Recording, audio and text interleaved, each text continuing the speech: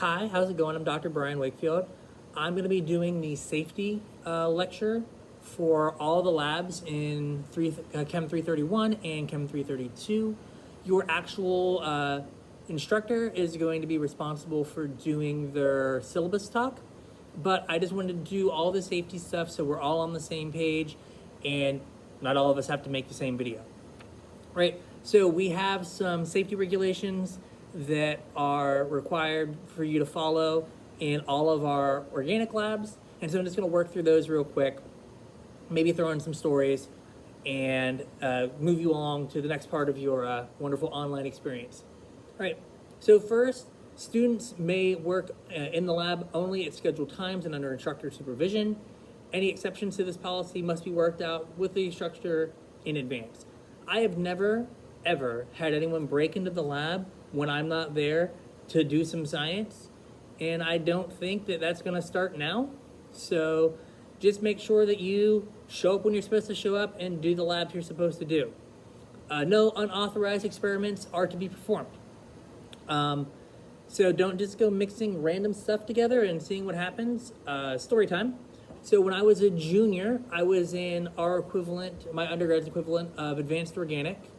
And I remember seeing an experiment or a demo from when I was in high school where you mix sulfuric acid and sugar and it caught fire and burnt purple. And I was like, oh, that's super cool. I have sulfuric acid, I have sugar, let's try this. Well, at first I was like, I'm gonna be super careful. I put a little bit of sugar on a watch glass, added some sulfuric acid, and nothing happened. And I was like, well, YOLO. And so I took a beaker of sulfuric acid and dumped it into a beaker of sugar. That reaction is extremely exothermic and just turns the sugar into charcoal. And I got this charcoal snake growing out of it that smelled like rotten eggs. And I was like, oh no, I've broken the rule of not doing experiments that you're not supposed to. And I panicked. I was like, oh my God, I'm gonna get kicked out of school. Oh my God, oh my God, oh my God. And so I then tried to grab the beaker that had the rotten egg smelling black charcoal snake coming out of it. And it's real hot and burnt myself and like threw it into a sink and like broke it up and was like, oh God, this is where my life ends. And so don't do that because you don't need that kind of stress. You need to wear safety goggles at all times to be permitted in the chemistry lab. So you need to have goggles that cover your eyes completely, that are closed on the top and bottoms, none that have holes or anything like that, so that if you are to get something thrown on you or something, it'll hit the goggles and not hit you. I guess in that same vein, for this semester and any semester going forward that it's deemed necessary, you need to be rocking a mask because of the Rona. So please wear a mask when you come to lab. I mean, when else in your life, like you're now at like, I don't know, 80% Batman villain? Like, I don't know, you're Bane at this point. Oh, you just adopted the lab. I was born into it. So like, that's a pretty good deal. So if you're gonna have to do this, at least you look vaguely evil. So make sure you have a mask with you. There are masks in the labs, but let's not lean on that because I don't know how quickly they'll be restocked. So just make sure you use a mask. Let me take this off. I'm in here by myself, so I don't need a mask. So now for clothing, sandals, flip-flops, open-toed, top or heeled shoes of any kind are not to be worn in the lab. You need to just have shoes that cover your whole foot. Long pants must be worn in the lab at all times. So this next line is great because we had to define for someone what long pants meant, right? So specifically, there must be no exposed skin between the pants and the shoes. Avoid wearing, only your forearms can be exposed when you wear a shirt. So you want to make sure that you have shirts that cover your torso, right? Don't wear tank tops, very short sleeves, midriffs, low cut tops. Like, who are you here to impress, right? Make sure that anything that you do wear you don't have loose, long sleeves, long hair, or like jewelry that could catch on something or get caught in flames. So I had a postdoc who wore this big long necklace one day, and she like turned and kind of like brushed stuff off of her bench with her necklace, and then it caught, pulled, and like exploded into like a bunch of beads everywhere. Don't do that. Just wear like, you know, kind of a standard top. Kind of the rule of thumb that Dr. Simpson uses, let's stand up here, is if you stick your arm out, your sleeve shouldn't come anywhere up past like mid bicep. That's how you know it's a good sleeve. I know there are some shirts that are fashionable that have like a sleeve. Like that's not a sleeve, that's just a piece of fabric someone forgot to cut off, right? So just make sure that you're wearing something that gives you good coverage to kind of protect against chemicals, right? Don't wear a scarf or anything. Again, that's something that can just knock stuff over. And if you're not wearing the stuff correctly, if you're not wearing the correct clothing, we may have to ask you to leave the lab. No food or drink permitted in the lab at any time. No containers that relate to food or drink. So like if you're like, you have a water bottle or something, make sure you leave it outside or sealed it in your backpack where I can't see it, right? Don't consume food in the lab. Don't chew gum in the lab. Don't put on makeup in the lab. Don't put on chapstick in the lab. None of that, right? We want to keep book bags and coats out of the walkways, right? So with each hood, there is a cubby on the right and left-hand side for you to put your backpack in, right? Assume that you are the safest lab person ever, but that the person beside you is a disaster. And at some point, you're going to have to run from whatever fire they started. You want to make sure that your backpack is out of the way so you don't trip on it on your way to safety, right? You're responsible for cleaning up your area. So any spills of liquids or solids need to be cleaned up immediately. If the spill is big, make sure you inform your instructor of the spill immediately. We have neutralizing agents, protective gloves, and other equipment that can be provided to help with the cleanup. If you somehow find a mercury thermometer, one that has a silver bulb at the bottom, don't use it. But if you find it and then you use it, and then you break it, you need to let us know because we have to clean up mercury in very specific ways. Don't touch or handle the mercury with your hands. You may have heard the phrase, mad as a hatter. That's because making hats used to require using mercury, and the mercury vapor would make people go crazy. Also story time. For years, my dad has had a baby food jar full of mercury from thermostats and thermometers that he has broken and found over the years. So old thermostats in houses were a metal coil that as the temperature would change, that the coil would expand and contract, and when it would change sizes, it would tip over a bulb of mercury, make contact, make an electrical contact, and then turn on your furnace or your air conditioner. Well, my dad collected those for years, and he has a baby food jar full of mercury. And one day, he calls me and he goes, hey, how do you clean up mercury? And my first thought was, oh my gosh, his giant jar of mercury broke, and, you know, our house is now like a Superfund site. So I'm like, all right, here's how you clean stuff up. And it's going through what chemicals he needed to get, all this stuff. And he was like, no. It's just not as shiny as it used to be. It's a little dull and dirty. Because he would like put it in a box and roll it around because it looked cool. And I was like, you have to get rid of this stuff. This is awful. You can't have this in a random garage in suburbia. So finally, I broke him down. He's like, fine, I'll get rid of it. And he went to, you know how they have those like hazardous waste pickups in like towns where like, hey, bring us your paint, your random old gasoline, and we'll take it off your hands. He showed up with his jar of mercury and was like, I want to get rid of this. Thunk. And the little hazmat guys were like, hell no. You keep that. We're not taking it. So I think we still have a dingy bottle of mercury in my parents' house. So, long story short, one, don't randomly keep mercury, and two, don't break mercury thermometers. And if you do, let us know. All right. Any broken glassware that you have, please dispose of it in the appropriate container. Typically, I say just let the instructor know, and they can help you clean it up or just handle cleaning it up themselves. Any broken glass, any glass waste at all needs to go into a broken glass container. They're the blue and white boxes that are in the lab. Don't put them in the regular trash because that just poses a risk for the custodial staff when they clean them up later, right? You should place all of your chemical waste in the appropriate waste containers.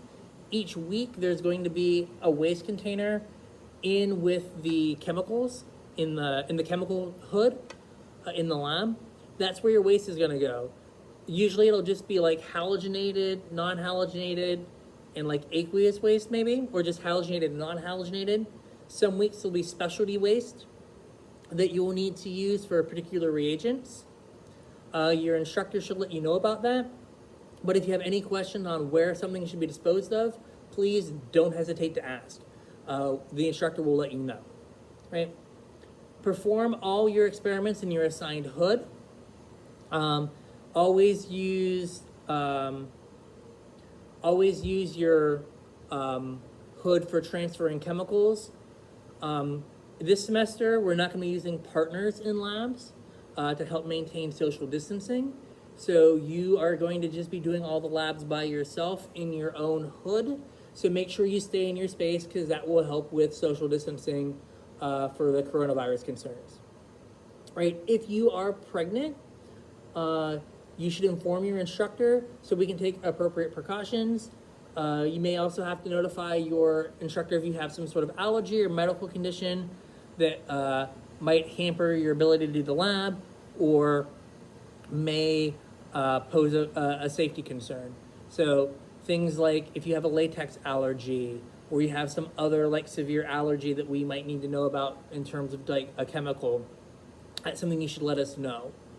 I've only had a few students who have been pregnant, I think like one or two, and usually we just have them not handle the chemicals and kind of observe the labs, which, you know, this is the perfect semester for that. When you're taking your reagents, never pour back into the bottle. That's a good way to contaminate them. So if stuff comes out, you know, if you need 5 mLs and you get 5.5, put that extra half of an ml into the appropriate waste container as opposed to putting it back into the original stock bottle. Because if you have some impurity in your glassware, that's just going to go back into the stock and kind of mess up everyone's reactions going forward. So remove all glassware reagents return all glassware and reagents to the designated area before you leave. So we use communal glassware in the organic labs. So there is a cabinet underneath your bench that has glassware that is communal in addition to the glassware that's in your kit that is yours. So when you leave, you should have all your kit glassware back in the kit, and all the glassware that you took from underneath the bench should be cleaned and put back underneath your bench so the next lab has access to everything, right? You also have a lining at the bottom of your hood. If that paper lining has a lot of spills on it or is generally just in poor repair, be sure to replace it before you leave the lab. There's just a roll in each of the labs that you can cut off and put your new paper down, right? And then finally, make sure you wash your hands before you leave the lab. You know, you're gonna pick up things even through gloves, and while chemicals are great, they don't make good seasonings for lunch and dinner. So with that, that should be all of the safety stuff. If your instructor has anything additional they want to add to this, I'm sure they will in the syllabus discussion. And then after this, there should be a breakdown of everything in the blue kits so you know your glassware. So thank you very much and have a good semester.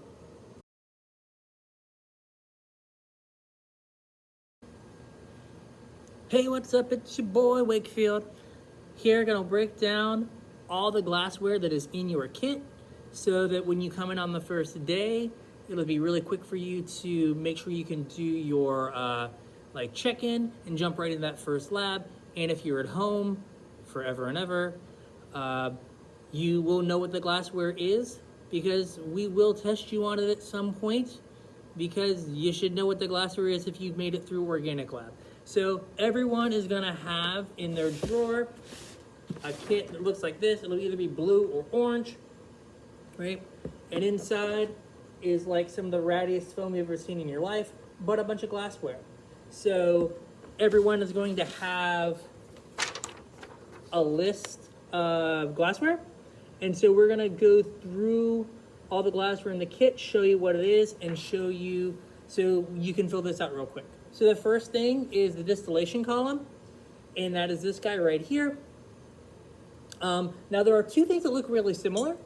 There's the fat one and the skinny one, but they look the same other than the size.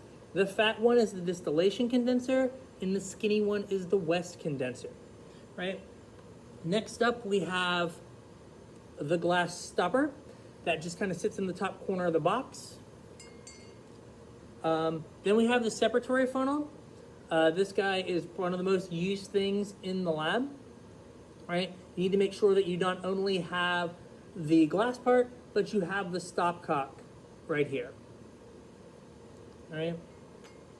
Next up, we have a curved adapter, which is this thing right here, you know, the one that's curved. We have a thermometer adapter. Now the thermometer adapter actually comes in two parts. You have the glass portion, which is just kind of a ground glass joint with a rounded piece of glass at the top. And it also has a rubber like adapter. That rubber adapter is gonna slide onto the glass bit, and by their powers combined, this is your thermometer adapter.